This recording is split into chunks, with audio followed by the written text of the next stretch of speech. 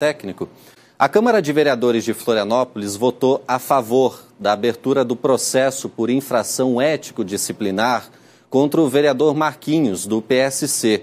A denúncia com o pedido de cassação do parlamentar foi apresentada pela vereadora Carla Ayles, do PT, que diz ter sofrido importunação sexual quando o vereador abraçou e a beijou à força. A gente está vendo imagens na tela. A vereadora também registrou um boletim de ocorrência na Polícia Civil. A Procuradoria Regional da República entrou com uma representação junto à Procuradoria Regional Eleitoral em Santa Catarina pelo crime de violência política de gênero. A gente vai explorar um pouquinho mais esse caso porque traz uma grande repercussão, né? O debate sobre crimes sexuais.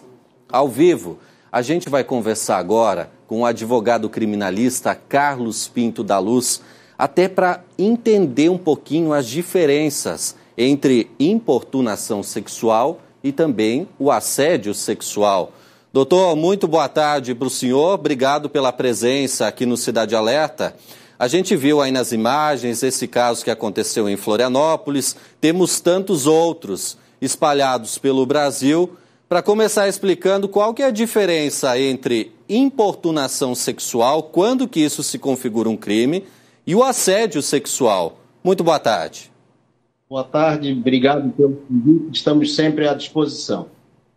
Eu percebo que é um caminhar, uma evolução na conduta criminosa.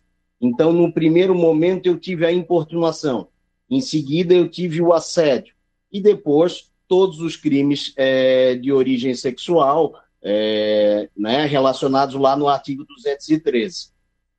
Então, nós temos um bem jurídico, que seria a liberdade individual de cada cidadão, e aí a importunação, eu apenas incomodei. No assédio, eu já tive uma relação promíscua, e em seguida viria daí as condutas de estupro, tentativa de estupro, essas questões. Doutor, quando que uma paquera, ela deixa de ser uma paquera e vira um caso de assédio sexual? Há uma distinção até que ponto é uma importunação e quando que vira um assédio? Veja só, a importunação, necessariamente, eu não tenho nenhuma relação com a vítima. Então, eu estou no ônibus, eu estou segurando no suporte ali aéreo, e aí eu começo a encostar na pessoa.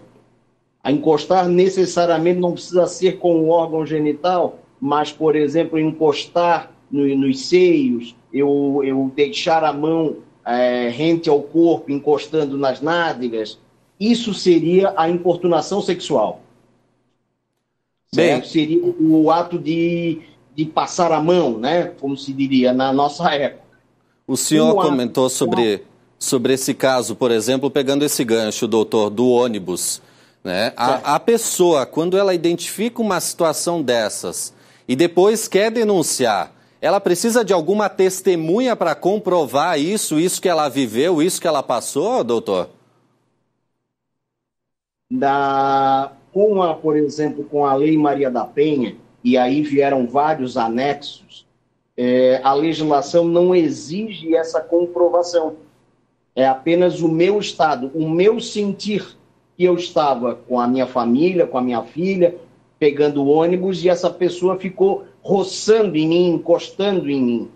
É claro que vai facilitar, com certeza, muito, se nós conseguirmos um outro passageiro do ônibus. Eu vi, na hora que houve, você engrossou a voz e o cara desceu o ônibus, e aí o fiscal viu, o rapaz, o cobrador viu, o motorista parou o ônibus. Ajuda muito, mas às vezes é tão rápido, é tão constrangedor, que a vítima se coloca tão fragilizada que é difícil dela pedir. E até cair a ficha, ela chegar em casa, tomar um banho para tirar aquele ato repugnante do corpo dela e ir lá fazer a declaração, já não temos a imagem das câmeras do ônibus, já não temos a imagem das câmeras do sistema do IPUF, então, mas só a declaração já bastaria. E o senhor comentou sobre esse choque que a vítima tem, né? Imagine a dificuldade que essas pessoas têm também em levar esses casos adiante, às vezes até se questionando o que eu fiz de errado para que isso acontecesse. É exatamente isso, e isso precisa ser entendido. Não é culpa da vítima. O código até, claro, o código de 1940, ele ainda cita, a vítima teve participação no resultado. Então porque eu boto uma saia curta, porque eu sou uma moça bonita, por essa razão, então eu tenho a obrigação de ser atacada. Isso é um absurdo. Então, na verdade, a vítima tem que se preparar, ela tem que buscar os seus direitos. E isso, nas nossas unidades policiais muito antigas, antes da Constituição, talvez acontecesse alguma coisa. Hoje não, hoje os policiais civis estão preparados, se dá aula disso na CADEPOL, ensina a eles como receber. Quase todos os estados da federação têm delegacias especializadas, né? Então já estamos preparados para receber essa demanda. Para quem passar por uma situação dessas, doutor, qual que é a orientação? Busca uma delegacia especializada, precisa ir até a delegacia, pode fazer, por exemplo, um boletim de ocorrência online, qual que é a orientação? Tá. Se ela tem condições de conseguir ver as pessoas que estavam junto com ela, uma colega de trabalho, o próprio motorista, já se dirige à delegacia. Facilita que vá à delegacia especializada, porque o que acontece?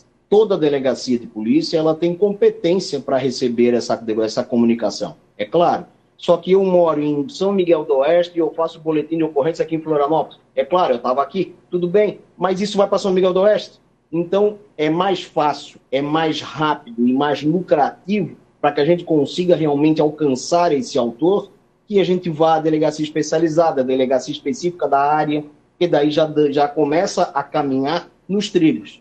Doutor Carlos Pinto da Luz, advogado criminalista, obrigado pelos esclarecimentos aqui no Cidade Alerta. Sempre à disposição.